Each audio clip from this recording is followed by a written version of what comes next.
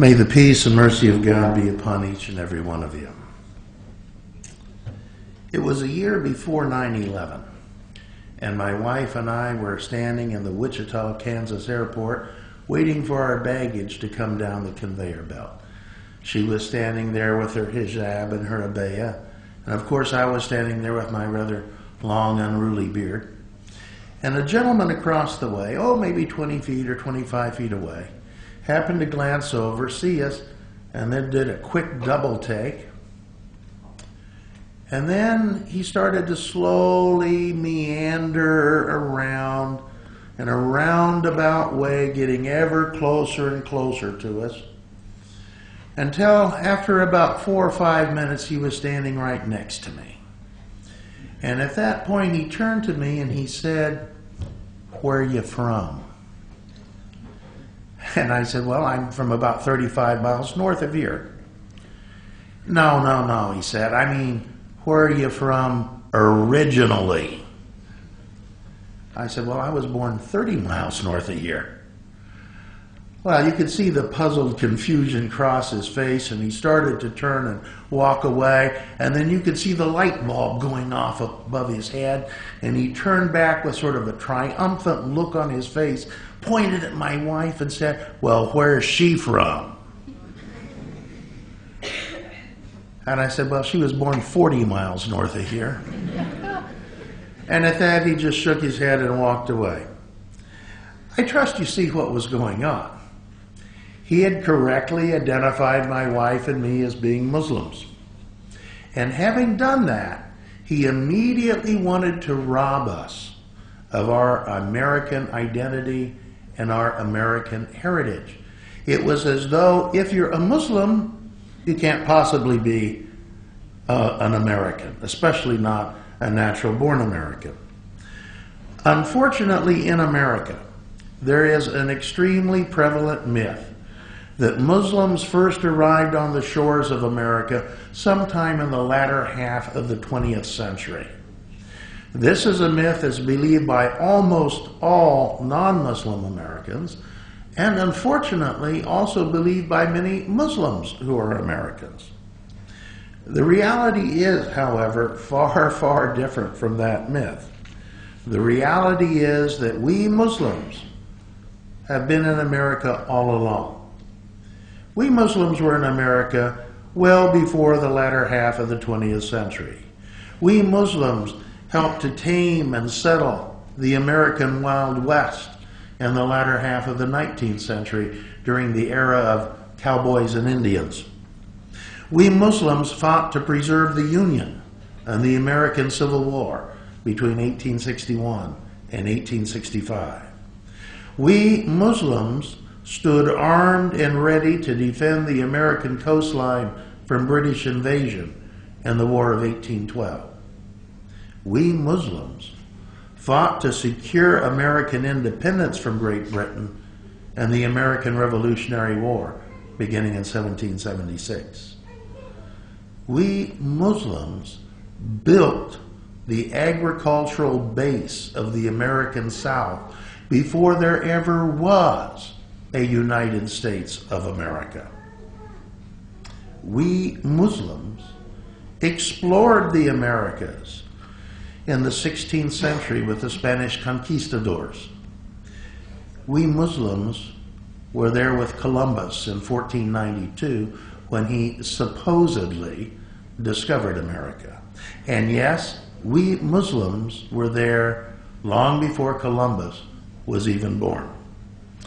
Let me give you a few examples to substantiate each one of those propositions. To begin with, let's look at Muslims in America before Columbus. And at this point, I have to acknowledge Brother Abdullah Hakim Quick, who's sitting here in the first row, who is the person who's done much of the primary research in this area. So I am indebted, brother. Ancient Arabic sources indicate that there were at least 3 Muslim voyages from Muslim Andalusia to the New World. Abdul Hassan Ali ibn al-Hussein ibn Ali al-Masudi, who lived from 871 to 957, riding in the meadows of gold and quarries of jewels, wrote about the voyage of Kashkash ibn Sa'id ibn Aswad in the year 889, over 6 centuries before Columbus. According to the account, Ibn Aswad sailed west with a Muslim crew from Delba, the same port from which Columbus would later sail some 6 centuries later. He found a new world and returned with wealth and booty from across the Atlantic. Approximately 1 century later, Abu Bakr ibn Umar al-Qatiya reported that Ibn Farouk, in the year 999, sailed west across the Atlantic, landing in the Canary Islands in February of that year, and then continuing west until discovering 2 islands, presumably in the Caribbean, which he named Capraria and Pluitana. He returned to Spain in May of 999. And Al-Idrisi, the famous Muslim cartographer and advisor to the king of Sicily, wrote in his Excursions of the Longing Ones and Crossing Horizons about a group of 8 Muslim sailors who sailed west from what is today Lisbon, Portugal, sailing west across the Atlantic, and they sailed for 31 days before they landed on an unknown island and were captured and held prisoner by American Indians for 3 days. On the 4th day, stop and think about this now. On the 4th day, a translator arrived who spoke Arabic and arranged for their release. Obviously, there had been a great deal of sustained contact, quite possibly from Muslim West Africa at that point, for an American Indian to have become fluent enough in Arabic to have been able to serve as translator. Anyway, he arranged for their release, and they returned safely to Andalusia. But it wasn't just from Muslim Andalusia that the Muslims were in the New World long before Columbus.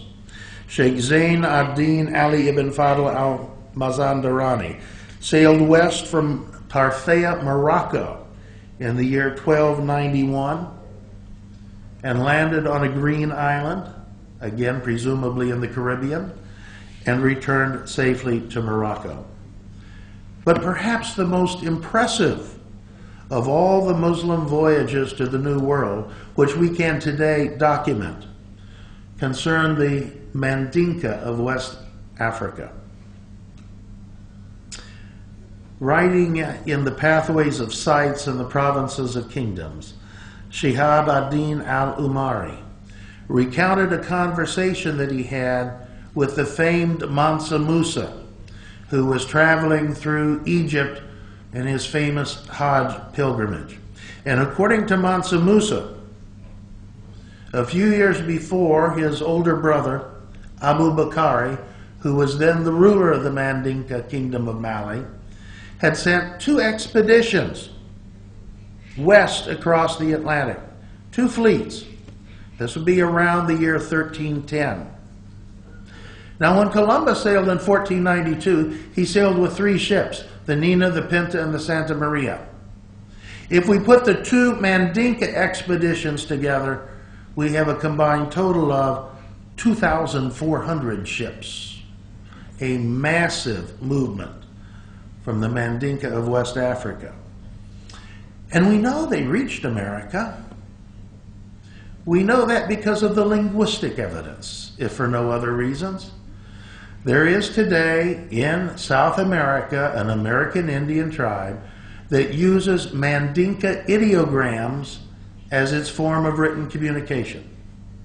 And there is in North America an American Indian tribe located in the middle of the Atlantic seaboard, which back around the mid-18th century, a Moravian missionary went and studied with them and wrote a dictionary of their language. Modern linguists looking at that dictionary have discovered that many of those words are in fact Mande, the language of the Mandinka Indians. And at least one Central American Indian tribe has clan names that correspond exactly to clan names of the Mandinka of West Africa. Yes, we Muslims were in America long before Columbus, but we were also there with Columbus. When Columbus landed on